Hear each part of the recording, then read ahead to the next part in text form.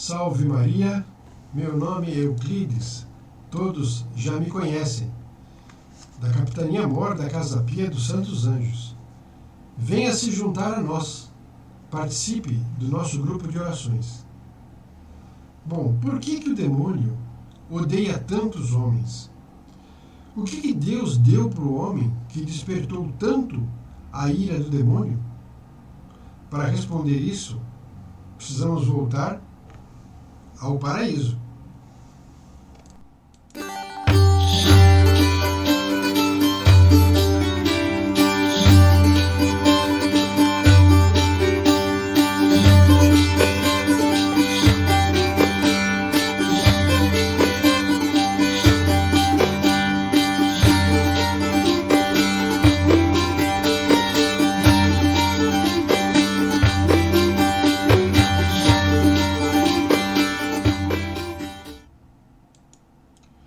Bom, diz o credo que Deus criou todas as coisas visíveis e invisíveis. Portanto, criou os anjos e criou a terra. Bom, acontece que os anjos, o céu, quer dizer, os anjos, são o mundo espiritual. E aqui na terra, o mundo é material. Prestem atenção numa coisa. É evidente que não dá para a gente voltar no paraíso para estudar isso tudo. Mas a gente pode estudar nos livros e ver o que os livros dizem a respeito disso. E o que a gente sabe é o seguinte: o homem é a única criatura que Deus fez que é composto de duas coisas diferentes, o espírito e o corpo. Os anjos são por espíritos. Na Terra é matéria. A única pessoa que foi criada com corpo e espírito é o homem. Então o homem é uma criatura composta de espírito e de corpo. Bom, é por isso que pode-se dizer que o homem é a fivela que une o mundo material ao mundo espiritual. Porque o único elo que existe entre o mundo espiritual e material é o homem, que é composto das duas coisas. Isso é muito importante a gente considerar e ver o que eu vou dizer agora. Deus, quando fez o homem, ele o criou senhor de todas as coisas. Foi o decreto de Deus. E também fez o homem sacerdote, para que ele, em nome da natureza, em nome de todo o universo, dissesse louvores e glórias ao Senhor. Santa Hildegarde dizia que os anjos desciam no paraíso para cantar louvores a Deus junto com Adão. Quer dizer, então, o homem é o sacerdote e os anjos o auxiliam nessa circunstância, nessa situação. Vejamos o que diz a Bíblia, vamos confirmar isso. No livro dos Salmos, capítulo 109, versículo 4, diz o seguinte: o Senhor jurou e não se arrependerá. Tu és sacerdote para sempre, segundo a ordem de Melquisedeque. Isso é o que consta na Bíblia. Portanto, o homem é sacerdote.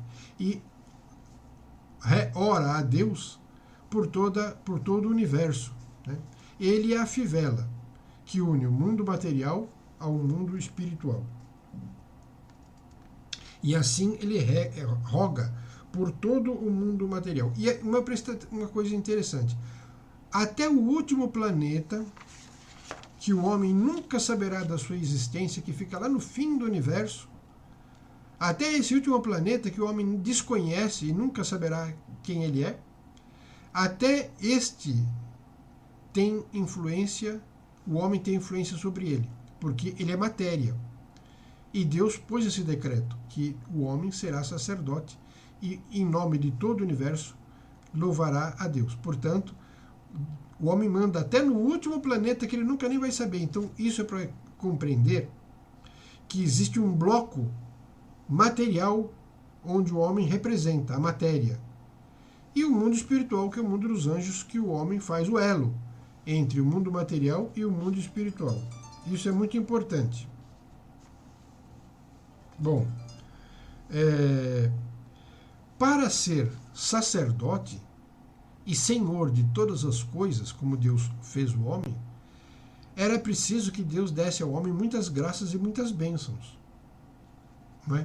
Era preciso que ele fosse privilegiado de graças e bênçãos e poderes também para poder fazer isso, para poder rogar a Deus. Né? É claro que o demônio invejava o homem, o demônio é a inveja por excelência. E ele odiava o homem porque Deus cumulou o homem de riquezas, de bênçãos, de graças. Mas veja só, quando Deus criou o homem, ele não disse, faça-se o homem. Como ele falou, faça-se a luz, faça-se a água, faça-se os firmamentos. Não. Deus não mandou fazer. Ele mesmo é que fez o homem. Segundo está escrito no livro do Gênesis, capítulo 1, versículo 26, façamos o homem a nossa imagem e semelhança. Ou seja, foi o próprio Deus que fez. Você acha que o demônio não ia odiar isso?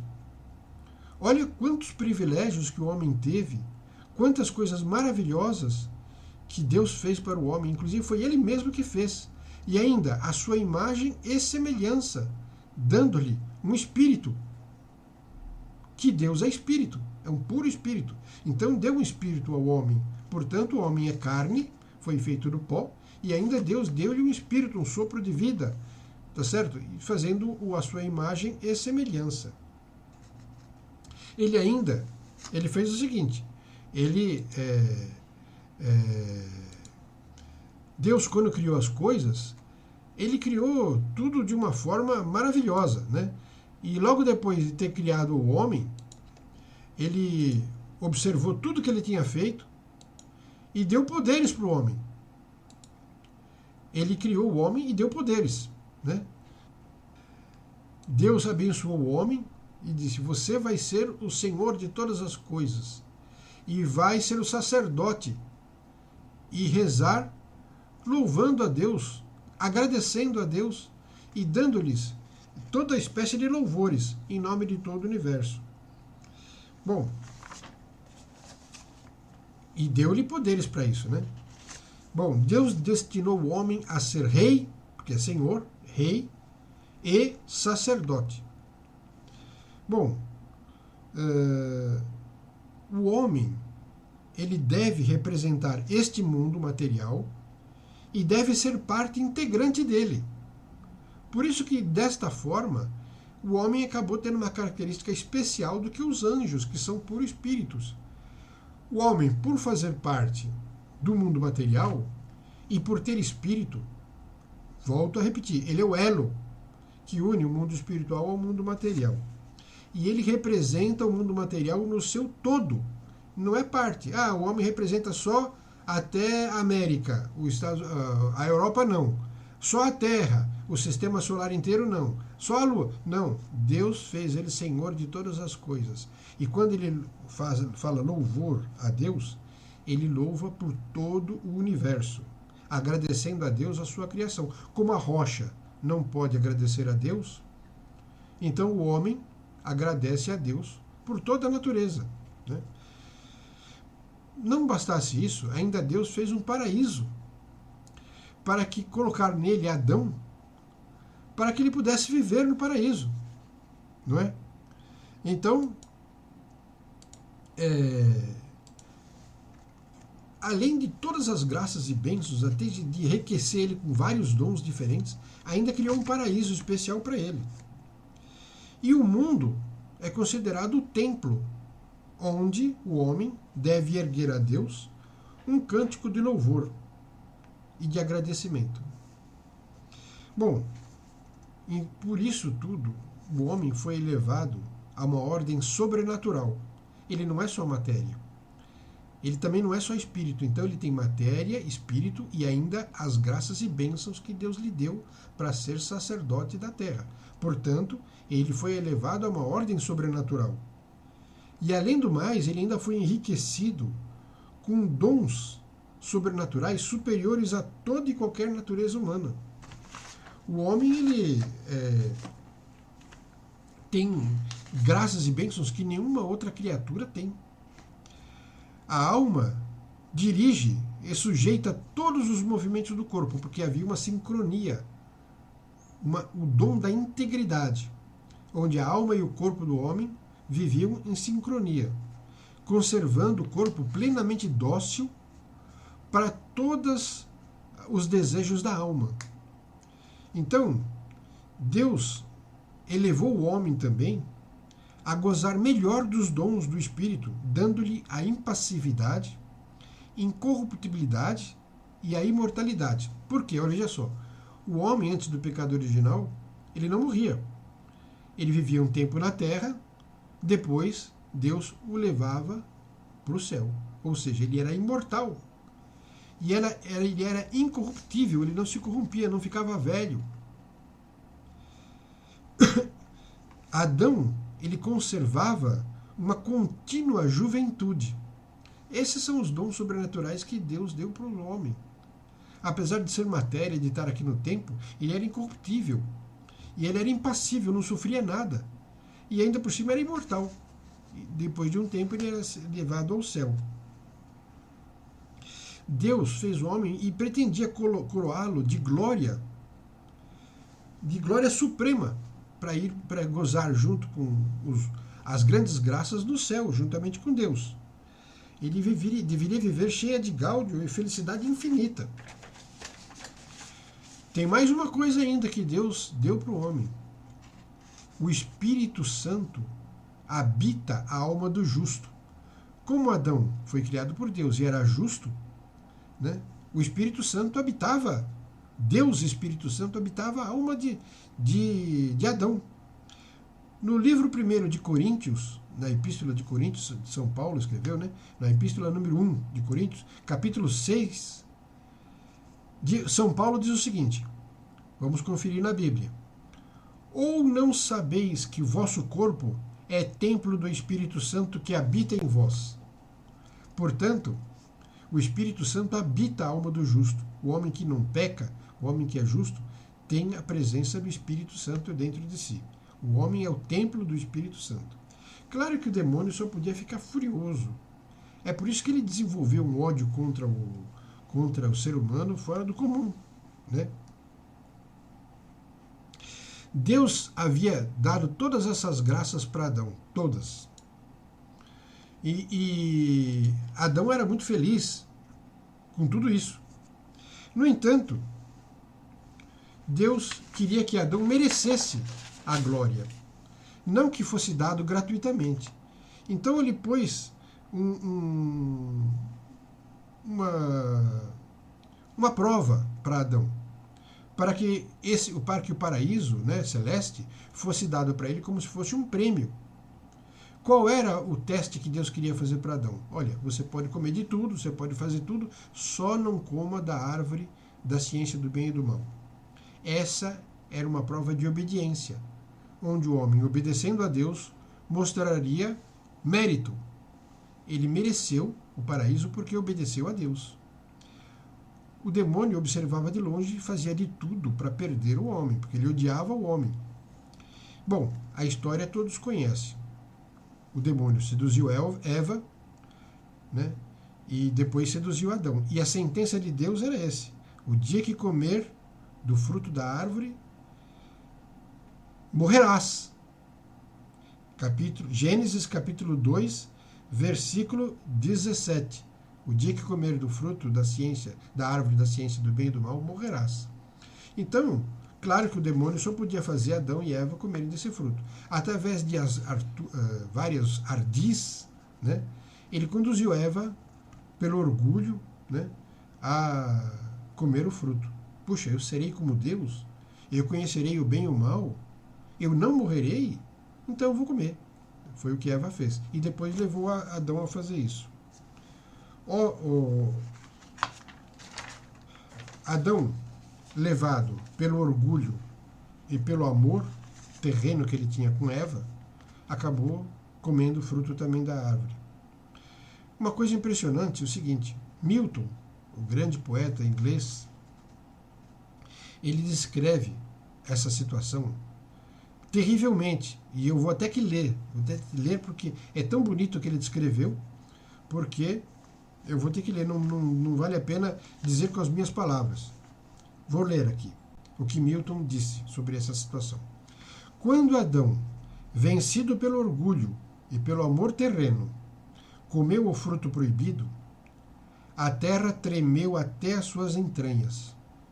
Lembra que eu falei que a terra inteira faz um bloco só, que Adão representa toda a natureza? Adão pecando, toda a natureza sofreu. Toda. Quando ele comeu do fruto proibido, a terra tremeu até as suas entranhas, como se novamente estivesse para dar à luz a um novo ser. A natureza, que lançou um gemido quando Eva errou, lançou um segundo. O céu escureceu, o trovão ribombou e grandes gotas caíram quais tristes lágrimas sobre a terra desonrada. Essa é a descrição que Milton faz dessa situação. Porque não foi só assim, ele cometeu o pecado e está tudo bem. Não, deve ter acontecido alguma coisa na natureza fora do comum, né? Uma coisa medonha. A terra tremeu até as suas entranhas e gemeu 2 vezes. Isso é o que o Milton diz. Vamos confirmar o que diz na Sagrada Escritura. Vamos à confirmação. Na Epístola aos Romanos, capítulo 8, versículo 22, São Paulo diz o seguinte: porque sabemos que toda a criação, a um só tempo, geme e suporta angústias até agora. Olha só, confirmado na Sagrada Escritura. E as consequências disso foram terríveis. Adão e Eva perderam todos os benefícios que Deus tinha lhe dado. O dom da integralidade que eles tinham não tem mais. Foi-lhe retirado todas as graças sobrenaturais. Todos os dons que tinha dado para Adão, ele perdeu. Ou seja, a imortalidade ele não vai ter mais. Ele sentiu aquela sentença de Deus, morte morieris, ou seja, morrerás. E a primeira morte que ele sentiu foi a privação da vida sobrenatural da graça. Essa foi a primeira morte. Ele perdeu isso. E também perdeu todos os dons extraordinários que Deus tinha dado para ele. Meus senhores, minhas senhoras, situação terrível. O demônio fazendo isso conseguiu perder Adão e Eva, fazendo o pecado original. Este pecado original, com este pecado original, surgiu a concupiscência. O que é concupiscência? É a briga entre a tendência da alma e a tendência do corpo. Dali para frente, haveria uma luta imensa, enorme, entre a tendência da alma e a tendência do corpo. Isso chama-se concupiscência. O homem perdeu o dom da integralidade. E com o surgimento da concupiscência, surgiram as paixões. É da concupiscência que se derivaram as paixões, especialmente as paixões desregradas que o homem luta até hoje. O homem encontra-se exposto à luta da carne contra o espírito e do espírito contra a carne, do sofrimento, as penas, a dor como castigo. Foi isso que ele recebeu, o castigo. Perdeu todas as graças extraordinárias, especiais, sobrenaturais para ter castigo, que foi o surgimento da concupiscência. O corpo se perdeu, mas a alma queria levar ele para Deus. Mas o corpo queria obedecer o orgulho e o amor que ele sentia por Eva e, portanto, comeu o fruto. Assim, nessas circunstâncias, depois do pecado original, o homem necessita de oração. E é isso que a Capitania Mor faz, o homem rezar. O homem precisa da proteção dos anjos, o homem precisa de graças para poder vencer esse mal e as tendências desordenadas da carne. Pois daí para frente o homem viveria uma luta infindável, luta contínua entre as duas tendências opostas. A luta do espírito, que o levaria ao bem, e a luta da carne, que o levaria ao mal. Assim eu encerro mais esta exposição de hoje. Peço que os senhores e as senhoras rezem, não esqueçam de rezar. É muito importante as orações, e eu acho que a gente pode rezar, e quem quiser rezar, além daquilo que a capitania pede para rezar, Rezem, porque todos nós nos beneficiaremos disto. Tá certo? Meus senhores, minhas senhoras, me despeço hoje com uma breve oração.